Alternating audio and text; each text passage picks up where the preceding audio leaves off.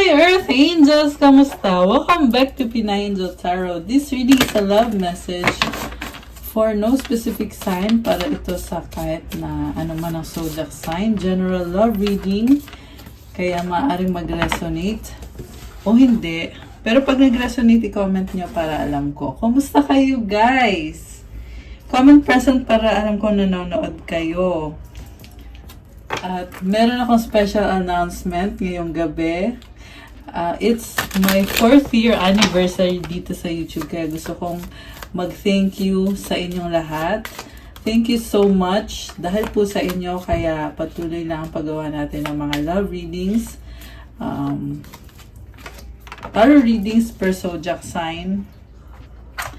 Love and career readings dito sa channel na to. Kaya thank you so much, Earth Angels. And mamaya, panoorin nyo hanggang sa dulo itong video na to kasi mamaya ako sasabihin yung announcement. So, ayan, thank you so much and I love you guys. Thank you po sa inyo, sa support ninyo. Okay, so, alamin natin kung anong nararamdaman ng taong mahal mo, kung anong energies ang paparating, at kung ano man ang mga mensahe para sa'yo. So, tingnan na natin yung unang mensahe. Ang moon card mo, it's time to release negativity, full moon in Scorpio. Okay, meron kang pinagdadaanan ngayon na mabigat, kaya kailangan i-release mo siya. So, kailangan i-process mo yan. Okay, medyo intense tong energy na to. Pero magdadala ng pagbabago sa'yo yan. Okay. Next card natin, Anchor, Moon, Rats. Okay. Very stable ka eh. Very stable pero merong kalituhan. Nalilito ka sa sitwasyon mo. Posibleng may mga taong involved dito kaya merong conflict or hindi nagkakasundo. Or pwede rin itong competition. So, kung sa love life mo to, ang nakita ko dito is alam mo kung anong gusto mo pero pinag-aaralan mo ng mabuti kung makakabuti ba yan sa'yo. At kung mag-workout ba talaga yan. Kasi meron ka mga kinoconsider na iba-ibang mga bagay. Okay, ano kaya yon? So, tingnan natin sa tarot deck. Okay. Kuha tayo ng unang card.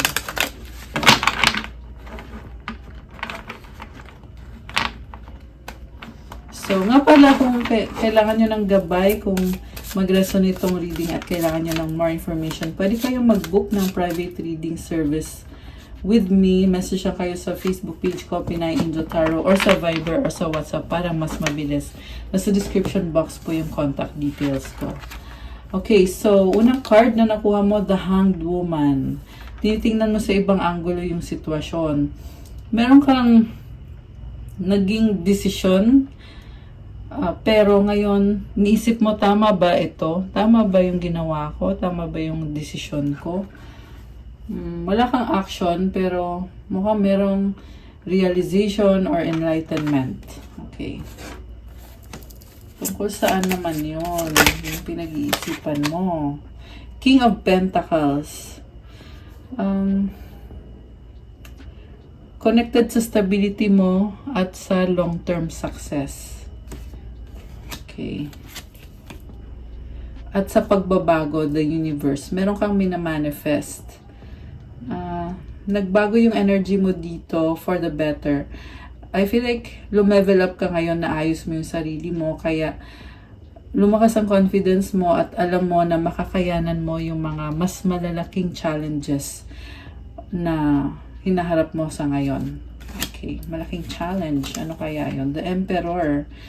So, very intense and you are taking responsibility sa buhay mo ngayon.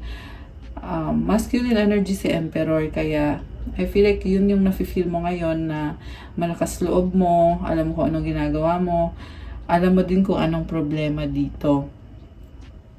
Parang ikaw yung nag-e-effort dito sa connection na to. Sa bottom of the deck, King of Wands. Tahimik ka lang pero pinaglalaban mo. Kasi attracted ka sa taong yan, gusto mo siya maging parte ng buhay mo. May bagong simula, Ace of Cups. merong ibon na kulay white. So, I feel like it symbolizes new beginning and peace. Okay. Ano kaya? May na-feel ako dito, merong nagbabalik na person. Knight of Wands. Pero nagdadalong isip ka, pabago-bago ka. Nalilito ka rin sa mga options mo. Seven of Cups. Nakikita mo kasi kung ano yung positive tsaka negative sa sitwasyon na to. And pinoproblema mo yung isang bagay. Yun yung worry mo dito, kaya hindi mo magawa yung move mo. Ano yung pinoproblema mo? The Tower. Stepping out of your comfort zone, change, transformation, Ace of Wands. So, gusto mo i-pursue itong connection na to, pero hindi maalis yung takot talaga kasi bago pa lang. So, pakiramdam mo, paano kung magkamali ka? Mahal mo yung taong yan, King of Cups. Yung iba sa inyo, guys, maraming lumabas na masculine energy. May 3 king at 1 emperor. So, posible multiple people yung kadil nyo ngayon. Or, posible na attract mo or kumukonect sa'yo ngayon. Okay. Next card, 3 of Wands, the Wheel of Fortune. Merong nagbabalik at nagbibigay ng bagong opportunity. Pero, parang taken ka na eh. Taken ka na, pero kinoconsider mo din itong taong to kasi mukhang meron na kayong pinagsamahan. Okay. 7 of Pentacles. Pero nakafocus ka, nalilito ka eh kung tatanggapin mo ba yan sa buhay mo o hindi. Dati nagkaroon kayo ng koneksyon ng taong to na nagbabalik. Pinaghirapan mo yan dati. Pero ngayon, feeling ko iba na. The Empress. 5 of Cups. So, dati mo nang iniyakan yung taong yan na mukhang nagbabalik ngayon. Empress. Minahal mo siya. Mukhang mahal mo pa rin naman siya. Pero, I feel like nag-iba na talaga yung sitwasyon. 5 of Swords. Pinoproblema mo. The Fool. Sobra mo siyang pinoproblema.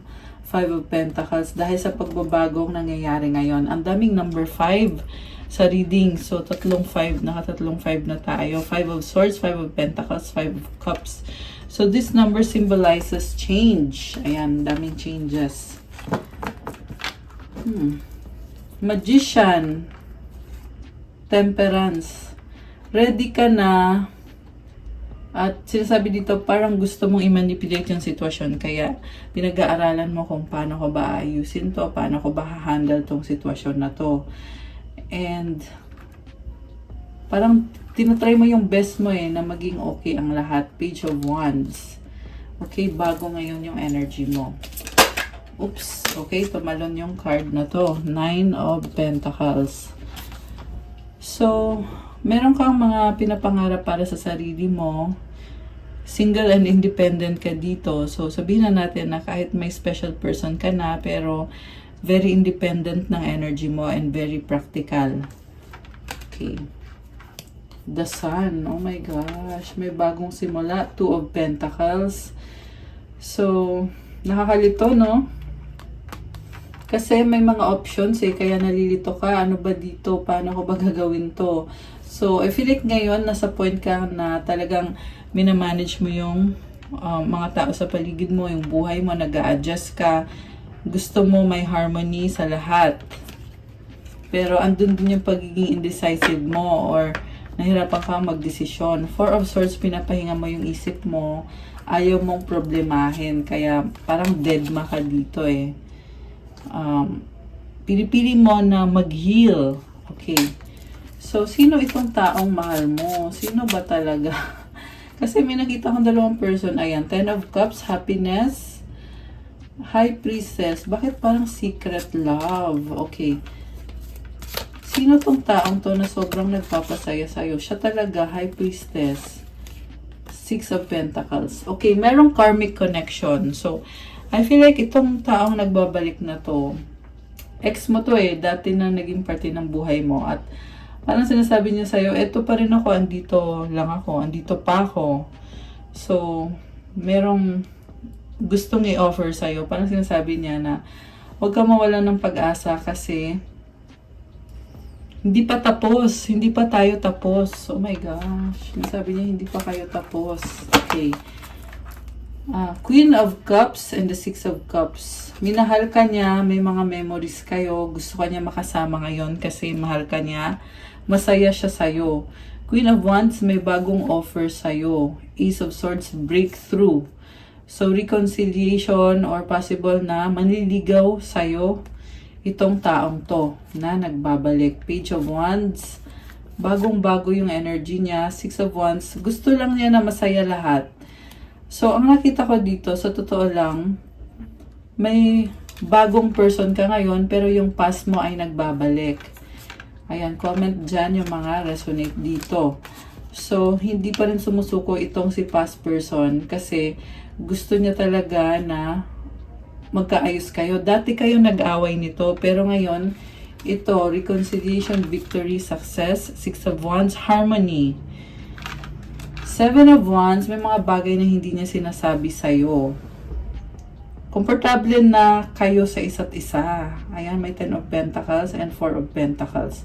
So, nag-iingat din siya, nagsiset din siya ng boundaries. And may na-feel ako dito, may tinatago din siya. Possible na nagkaroon na din siya ng bagong mahal, pero bakit bumabalik pa rin sa'yo? Oh my gosh! Guys! Okay. So, ano kayang nangyayari? Parang nakita ko sa kanya, malaking pagbabago to eh. Kita mo yung malaking sun. Nag-iingat din siya, pero nakakabigla ito, parang bigla na lang itong susulpot sa buhay mo. At parang sinasabi niya, tapos na kung ano man yung mga misunderstanding natin dati, tapos na yon, pwede na tayong magsimula ulit. Ten of Swords energy. Four of Wands, merong stability dito sa bagong offer niya sa'yo. Justice. Someone na very strong yung taong babalik. And Three of Cups, makikipagkaibigan ulit sa'yo itong taong to. Pero, ang nakita ko dito guys, parang magaan lang. Alam mo yung kwentuhan lang. Parang ganun yung gusto niya eh. Gusto lang niya talaga na okay kayo. Judgment. Kasi pakiramdam niya, pag nag-uusap kayo or magkasama kayo, para siyang nabunutan ng tinik. 1, 2, 3, 4 on the clock. Oh my gosh, angel numbers. So, ang ibig sabihin ng numbers na yun is taking it one step at a time. So, siguro inuunti-unti niya. Talagang gusto niyang bumalik sa buhay mo. Okay. Queen of Pentacles. So, nakafocus siya sa sarili niya at sa kaperahan niya. Baka ang kadil mo ay Earth sign, Capricorn, Taurus, Virgo, or someone na very practical, maparaan, very caring, and loving. Pero hindi siya masaya. Oh my gosh. Hindi siya kontento. Parang naboboard siya.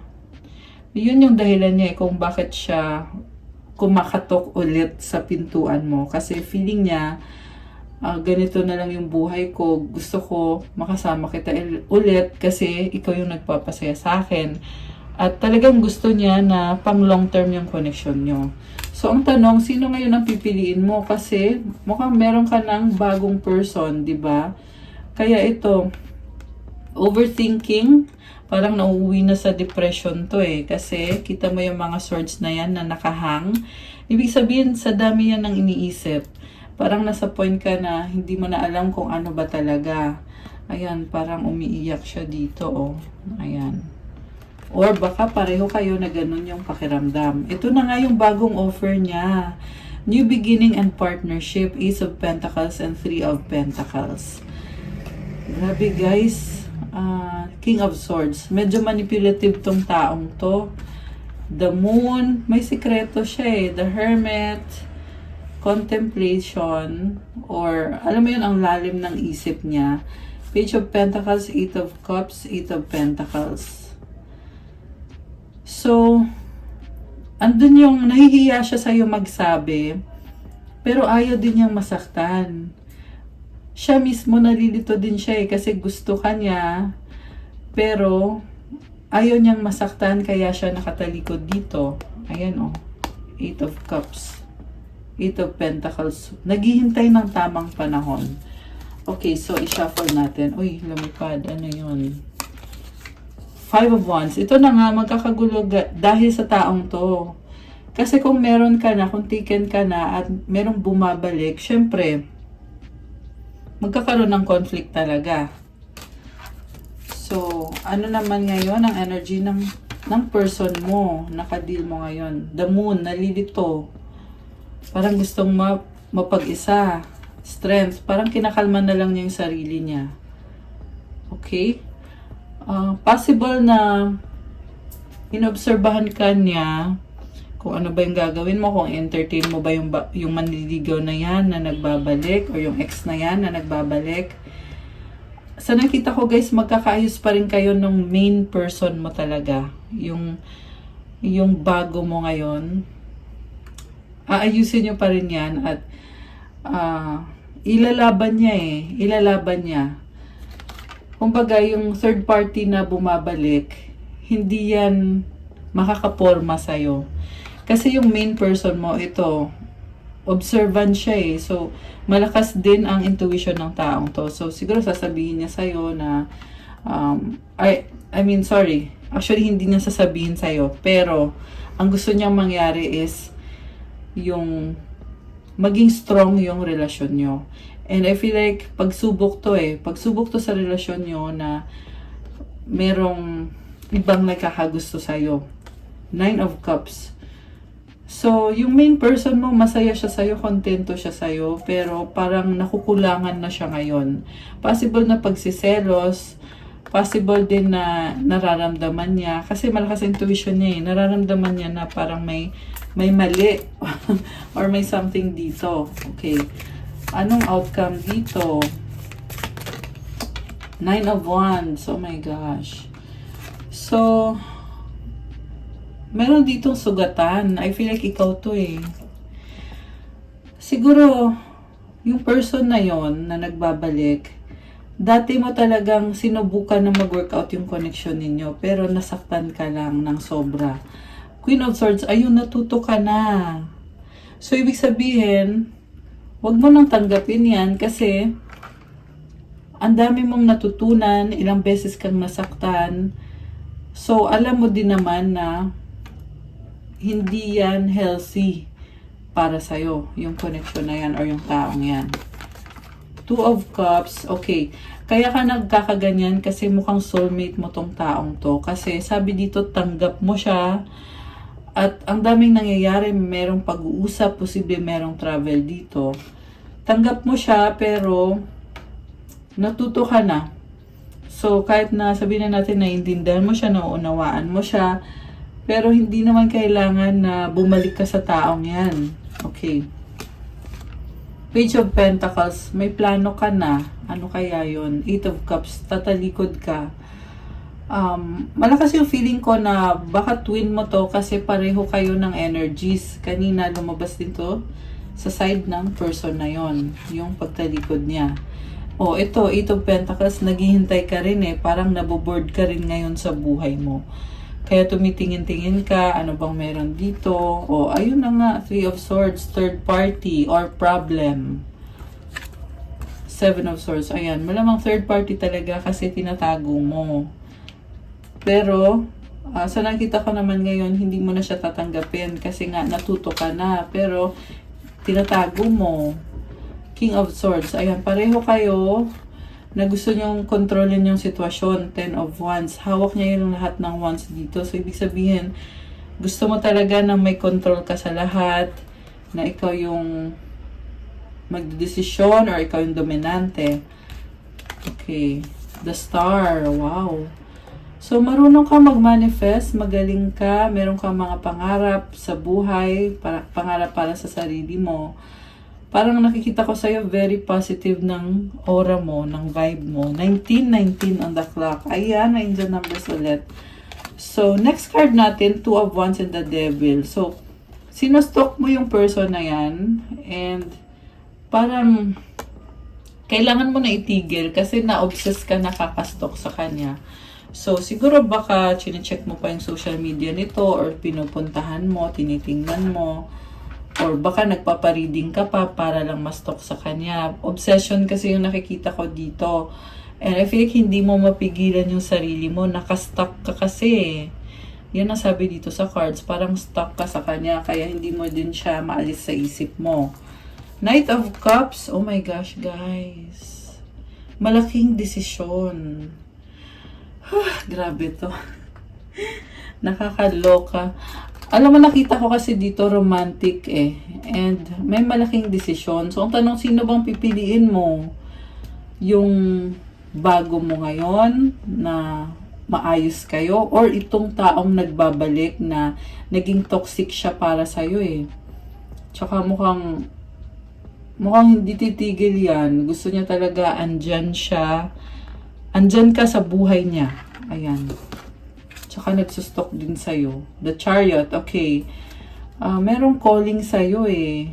So, meron kang malaking desisyon. Hindi ko palang clear sa akin ngayon kung sino ba talaga ang pipiliin ng puso mo. Hierophant, Six of Swords. Okay, moving towards calmer waters. Tanggap mo siya eh. Tanggap mo siya kahit ganon siya ka. Alam mo yun, kahit gaano kasama yung tao, pero tanggap mo siya. At the same time, sinasabi ng isip mo sa'yo na wag mo na ipilit, tama na yan. Kasi nahihirapan ka na. Okay, so tapusin natin yung mga remaining cards kasi konti na lang. Ano bang outcome dito? Teka, i-shuffle natin ulit. Ito, curiosity. So, baka naku-curious ka na lang talaga sa kanya. Ace of Pentacles, new beginning. Two of Swords. Nahirapan ka magdesisyon, kaya nabibigatan ka. Death card, transformation. Okay. Knight of Pentacles, the Hermit, and the Three of Pentacles. Parang nakikita ko dito, magiging party pa rin siya ng buhay mo, pero mas uunahin mo yung sarili mo. Ayan, so, grabe, napaka-intense ng reading. At naubos natin yung buong tarot deck. So, ang laking desisyon nito, guys. Mukhang twin flame mo yung kadil mo eh. Okay, ayan, may twin flame connection dito. Yung iba naman, posibleng soulmate mo yan na nagbabalik. Okay, kuha pa tayo ng card. Galing naman dito sa deck na to. Ano pa bang mga energies na connected dito sa reading natin ngayon? Kakaiba. Kakaiba yung reading na to. Sobra. Comment nyo kung kayo ba yung nasagap natin dito. Comment kayo, guys. The Hanged Man. Oh my gosh. Kanina Hanged Woman din yung unang card. So ngayon, ito Hanged One. The Seeker, the Lovers, the High Priestess, the Moon. So, umulit lang, nalilito ka kasi nga kambal mo yan, twin flame mo yan. Kaya sinisikreto mo, gusto mo pag-isa, parang talagang hindi siya maalis sa isip mo. Fortuna. So, itong card na to, pinapakita sa akin na kakaiba tong mga energies na to. Parang umikot yung gulong ng kapalaran. Kaya hindi mo din in-expect na mangyayari to. The Universe. Ayan oh. Si Universe yan eh. Umiikot kasi. Si Universe, 23:23 on the clock. Ayan, may angel numbers ulit. So, 5-5. Ayan, 5 is a number of change. Okay, sandali. May inayos lang ako. Inayos ko lang buhok ko, guys. So, anyway, parang pinaglaruan ka ni Universe dito eh. Na kumbaga, kung kailan na parang okay ka na, tingin mo okay ka na, napapatingin ka ulit sa sitwasyon, tinitingnan mo sa ibang anggulo at iniisip mo, bakit ganito yung binibigay ni Universe, bakit nangyayari sa akin to. So, ang nafe-feel ko dito kasi yan yung nakatadhana sa'yo na mangyari. Hindi naman kailangan na magkatuluyan kayo ng taong yan, pero ito lang talaga yung nangyayari sa buhay mo. Ganun lang. So, papakita ko sa inyo tong mga ibang cards. Ito yun, the Seeker, the Lovers, tsaka yung the High Priestess. So, very mysterious ka dito. The reason kung bakit tinatago mo yung emosyon mo kasi medyo marupok ka ngayon. Kaya kailangan talagang itago. Kasi iniingatan mo sarili mo. Ayan, napapatingin ako kasi ang dami mga angel numbers na lumalabas. The Moon, medyo nalilito ka sa mga signs na nakikita mo. siguro kailangan mo lang din ikalma mo yung sarili mo. Focus ka lang sa kung ano ba talaga yung priority mo sa buhay ngayon, kung ano bang gusto mong mangyari sa buhay mo. Hindi mo kailangan na pumasok sa isang sitwasyon na ayaw mo. Okay? So, Queen of Keys, ayan, sabi ulit dito, natuto ka na. So, tandaan mo yon yung mga lessons learned. Lessons learned the hard way. King of Candles. Ayan, meron talagang person dito na ayaw sumuko. So, ano ba mga energies connected dito? Kuha tayo ng cards. Ano ba mga energies ang connected dito sa reading natin ngayong gabi? I want a fresh start. Oh my gosh! Fresh start! Okay, bagong simula yan. Thinking of you makes me smile. Grabe. I am not happy anymore. So, nahihirapan kayo sa sitwasyon. Oh my gosh, I love you. One more. Mahal ka nitong taong to. I wish things were different. Parang iniisip mo na lang, sana hindi ganito yung sitwasyon. Parang ganun na lang yung iniisip nitong taong to, or ikaw, or pareho kayo. Kasi ang hirap eh. Merong love. Ayan o. Okay. One last, or two. I will do everything I can. Sabi sa'yo eh, hindi yan susuko. Hindi yan titigil. I need you to make the first move. Ayan. Anong advice sa viewer natin? Okay, grabe. Ang hirap nito. Kuha tayo ng advice card. Ano bang pwedeng i-advise dito kay viewer natin sa situation na ito? Okay. Dalawa. Okay, kuha din tayo ng mensahe galing sa universe. Ano mensahe galing sa universe para sa ating viewer? Okay. So, ang advice, patience. Okay. If you tried forever to shift a problem, there's probably something to learn from embracing it. May I let this be for now. Help me relax and trust. Every need will be met. Often change soon follows. So, kung ang hirap daw ayusin na isang sitwasyon, 27-27 on the clock. Ayan. May angel numbers ulit. So, ang numbers na yon symbolizes completion. Parang napagod ka na talaga eh. No? And, ito na nga, ang sinasabi dito, kung nahirapan kang baguhin yung isang sitwasyon or ayusin yung isang problema, baka dahil meron kang dapat matutunan sa sitwasyon na yan. I-embrace mo daw. Kasi merong lesson para sa'yo. Hayaan mo lang daw yan sa ngayon. Kumalma ka lang at magtiwala ka na makukuha mo din kung ano yung pangangailangan mo. At magkakaroon din daw ng pagbabago. Often change soon follows. Kailangan lang ng patience. Ayan. Merong bahay, oh. Grabe. Napaka-intense, guys. And nakikita ko dito talaga, andun talaga yung twin flame connection dito sa particular reading na to ngayong gabi. Next card is feelings. Emotions want to be felt. You really can surrender something until you deeply feel it. Allow me, dear divine, to offer all emotions to you, feeling them fully so they no longer hold me captive. So talagang napaka-intense itong feelings mo dito. Kaya kailangan daw isurrender mo yan. I-offer mo daw kay God yung mga emosyon mo or yung feelings mo para hindi ka nakontrolin ng emosyon mo. Huwag daw magpapadala sa emotions. I-surrender mo daw yung sitwasyon. Ayan yung advice sa'yo. Okay? And from the universe, my faith has the power to turn trauma into healing, conflict into growth, and fear into love. So kapag may faith ka daw, yung trauma na pinagdaanan mo, magkakaroon ng healing yan. Yung mga pag-aaway, magiging growth yan para sa'yo. Yung takot, magiging pag-ibig. So, ibig sabihin, just have faith. Yan ang sinasabi sa'yo. Okay, mag-grow ka. Ayan, kita mo yung puno na yan. May mga ugat na siya. So, very stable na. At the same time, may mga branches, may mga, yan, dahon. Andito yung moon cycles. So, waxing crescent moon and merong full moon. So, malalim na emotions yan, deep emotions. Yan yung nakikita kong energies dito. So, nasa healing process ka ngayon. Just have faith. Ayan yung mga mensahe para sa'yo. Galing sa universe.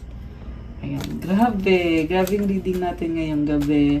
So, i-comment nyo guys kung ikaw yun. Kung ikaw itong nasagap natin sa reading natin. Okay? Ayan. So, that's all sa ating love message ngayong gabi na napaka-intense.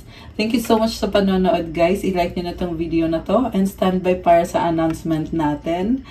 Gusto ko din mag-thank you sa mga subscribers. Thank you. At kung bago kayo, please do subscribe kasi malaking tulong po yan para tuloy-tuloy lang paggawa natin ng more love readings para sa inyo.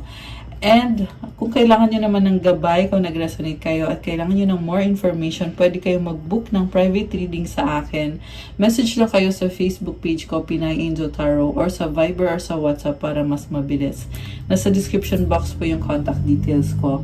And for those naman na gusto mag-start ng crystals journey ninyo, meron po akong mga crystals kagaya na nakikita nyo dito sa harap ko na mga bracelets po. Meron tayong pang-attract ng love, pang-attract ng money, for spiritual protection, for mental clarity, focus, motivation, strength, courage, wealth, prosperity, and abundance. At marami po pong iba. So, tingnan nyo na lang po sa mga posts ko sa Instagram ko.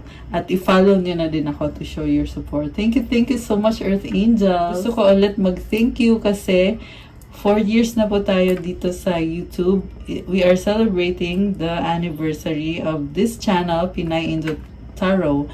And thank you so much po sa inyo. Meron po akong surprise sa inyo na sigurado ako na magugustuhan nyo. Lalo na kung kayo ay subscriber na sa channel na to at lagi kayong nanonood ng mga videos natin at nag-aabang ng mga tarot readings. So, paano nyo malalaman? Panoorin nyo po yung mga upcoming videos ko kasi may susunod pa akong announcement. So, doon nyo po malalaman kung ano yung surprise na yon. Basta stay tuned and comment lang kayo. Also, pag napanood nyo na, syempre, i-grab nyo na yung opportunity at sumali na kayo doon sa aking ina-announce kasi very special yon. And saka ko nasasabihin sa mga susunod na videos. So, I will see you again soon. Thank you so much mga Earth Angels and have a good day. Stay safe po kayong lahat. I'll see you again soon sa mga next videos ko. God bless. And have a good night or day. Love you guys. Thank you again. Thank you for all your love and support. God bless po sa lahat. Bye!